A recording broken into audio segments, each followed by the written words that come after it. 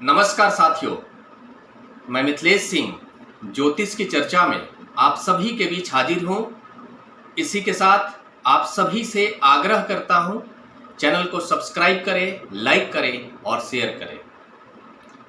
आज की चर्चा का विषय है कर्क लग्न एवं कुंभ राशि होने पर सूर्य की दृष्टि जब चंद्रमा पर होती है तो किस प्रकार का प्रभाव देखा जाता है।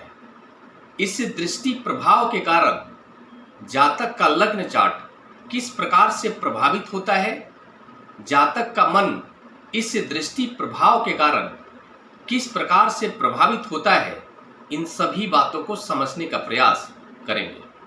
आप सभी जानते हैं कर्क लग्न का मतलब है जो जातक का लग्न चार्ट होगा उसके पहले भाव में 4 नंबर लिखा होगा। 4 नंबर राशि कर्क राशि होती है और पहले भाव में 4 नंबर लिखा होना बताता है कि जातक का लग्न चार्ट कर्क लग्न का है। साथ में यहाँ पर हम लोग बात कर रहे हैं, कॉम्बिनेशन है कर्क लग्न एवं कुंभ राशि का। कुंभ राशि तब बनेगी जब चंद्रमा 11 नंबर राशि जहाँ पर आएगी, जहाँ पर 11 नंबर लिखा होगा, उस भाव में चंद्रमा जब विराजमान होंगे तो माना जाएगा कि जातक की राशि कुंभ राशि है। कर्क लग्न के चार्ट में 11 नंबर राशि बनेगी अष्टम भाव में, वहां पर चंद्रमा विराजमान होंगे, तब जाकर इस प्रकार से यह लग्न चार्ट माना जाएगा कर्क लग्न एवं कुंभ राशि का। साथ में यहां पर हम लोग बात कर रहे हैं सूर्य की दृष्टि चंद्रमा पर होने का प्रभाव। सूर्य जब द्वितीय भाव में विराजमान होंगे कर्क लग्न के चार्ट में, वहां पर विराजमान होकर अपनी 7वीं दृष्टि से अष्टम भाव पर अपना दृष्टि प्रभाव डालेंगे। साथ में चंद्रमा के ऊपर भी अपना दृष्टि प्रभाव डालेंगे। इसका क्या प्रभाव होगा आप सभी जानते हैं। कर्क लग्न का मतलब है जातक का लग्नेश, जातक के लग्नेश चंद्रमा होंगे। चंद्रमा के प्रभाव में जातक का मूल व्यक्तित्व रहेगा। जातक इमोशनल होगा, भावुक होगा, संवेदनशील होगा। ऐसा जातक अपनी मातृभूमि से लगाव रखने वाला होता है, माता से स्नेह रखने वाला होता है, मधुर वाणी वाला जातक होता है, व्यक्तित्व से आकर्षक होता है। साथ में हम यह भी कह सकते हैं कि ऐसा जातक दयालु प्रवृत्ति का होता है। किसी के भी दुख को देखकर वह दुखी हो जाता है और कभी कभार तो अति संवेदना में अपने खुद का नुकसान करके भी दूसरे के दुख को दूर करने का प्रयास करता है। कर्क लग्न एवं कुंभ राशि, कुंभ राशि के स्वामी ग्रह शनि होते हैं। शनि के प्रभाव में चंद्रमा आगे, चंद्रमा के ऊपर शनि का नियंत्रण हो जाएगा। इस प्रकार से जातक स्पष्टवादी हो जाएगा, साथ में जिद्दी स्वभाव का होगा। उसके व्यक्तित्व में संघर्ष की स्थिति आएगी। जातक को अपने जीवन काल में संघर्ष करना होगा। किसी भी चीज़ को शनि आसानी से हासिल नहीं होने देते।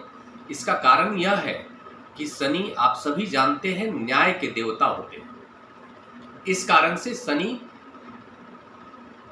तभी किसी चीज को लाकर जातक को देते हैं जब वह उसके काबिल बन जाता है, और इसीलिए संघर्ष कराते हैं। यहां पर जो कॉम्बिनेशन है कर्क लग्न एवं कुंभ राशि का, कुंभ राशि में जाकर चंद्रमा विराजमान हो गए। इस प्रकार से यह भी देखने को मिल रहा है कि लग्नेश का सीधा संबंध अष्टम भाव से हो गया। लग्नेश का अष्टम भाव से संबंध होना एक प्रकार से थोड़ी सी नकारात्मक भी है।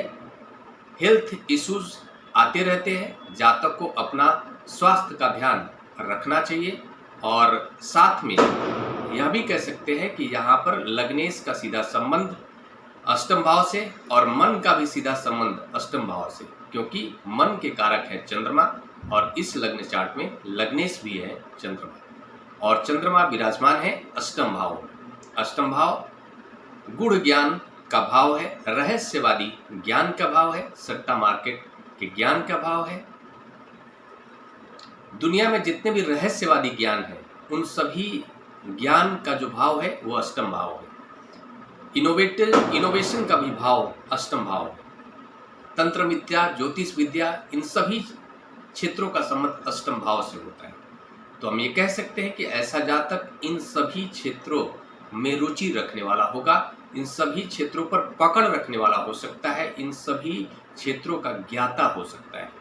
और साथ में यह भी कह सकते हैं कि इन सभी क्षेत्रों का ज्ञाता होने के साथ साथ इसका उपयोग अपने जीवन को सफल बनाने में भी कर सकता है। जातक रिसर्चर होगा, यह भी कह सकते हैं कि ऐसा जातक बहुत अच्छा रिसर्चर भी बनता है, क्योंकि लग्नेश का सीधा संबंध अष्टम भाव से।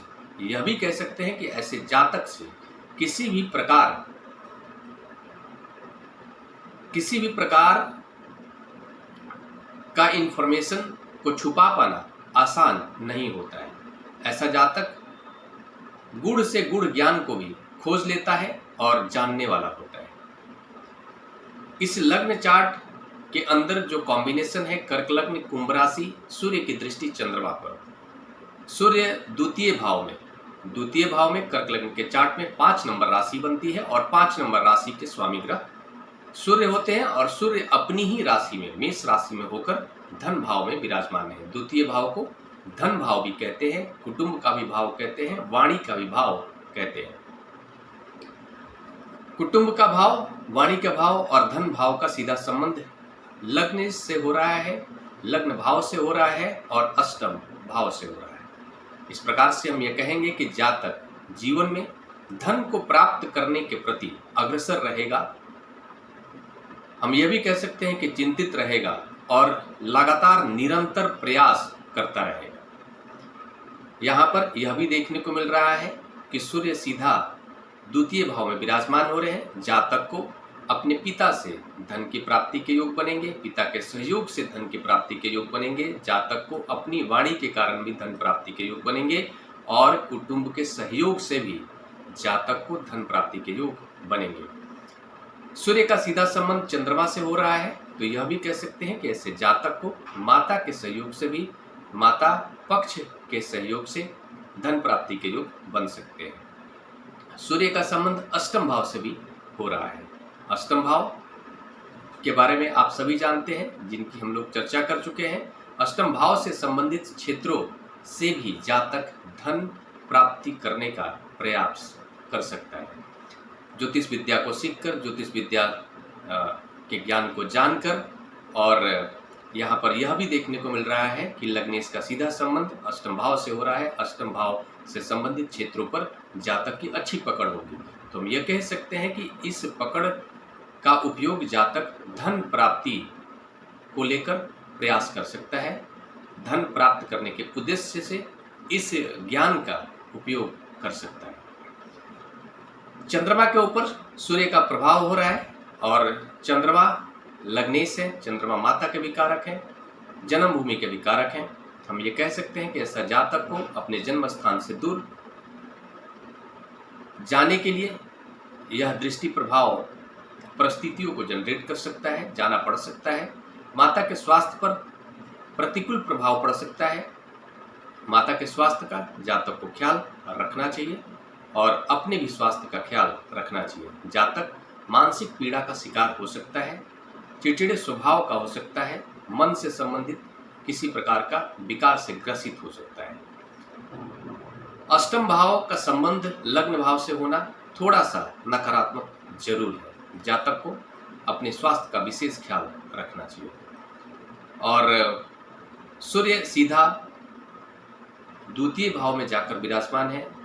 सूर्य का द्वितीय भाव में अपनी राशि में होकर विराजमान होना कहीं ना कहीं सकारात्मक है। ऐसे लोगों को सरकार के क्षेत्र से भी धन प्राप्ति के योग बनते हैं। सरकारी कर्मचारी जो होते हैं उनके सहयोग से भी जातक को धन प्राप्ति के योग बनते रहते हैं। अगर कोई जातक किसी प्रकार का भी काम सरकार से जुड़े हुए क्षेत्रों से करता है तो कहीं ना कहीं उसे सफलता मिलती है।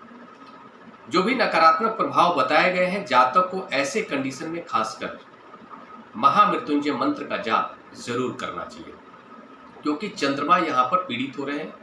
दो कारणों से पीड़ित हो रहे हैं, एक तो उनके प्लेसमेंट के कारण और दूसरा सूर्य का दृष्टि प्रभाव के कारण। ऐसे कंडीशन में जातक को महामृत्युंजय मंत्र का जाप निरंतर करना चाहिए और साथ में शिवलिंग पर जल अभिषेक जरूर करना चाहिए। जो भी नकारात्मक प्रभाव बताए गए हैं जरूर उसमें कहीं ना कहीं राहत मिलेगी। और जो भी प्रभाव बताया गया है वह कितना सकारात्मक रूप से लागू होगा लग्न चार्ट के ऊपर, यह डिपेंड करेगा सभी ग्रहों का प्लेसमेंट किस प्रकार का है, सभी ग्रहों का युति, दृष्टि, डिग्री, किस भाव के स्वामी ग्रह किस भाव में जाकर विराजमान है, किस भाव के स्वामी ग्रह से दृष्ट हो रहे हैं, कितनी डिग्री के हैं, किस नक्षत्र में विराजमान है। सब कुछ देखने के बाद ही पूरा प्रभाव पता चलता है। यह सामान्य प्रभाव बताया गया। इसी के साथ अगले विषय पर चर्चा के लिए आप सभी के बीच मिलूंगा। तब तक के लिए मेरा नमस्कार।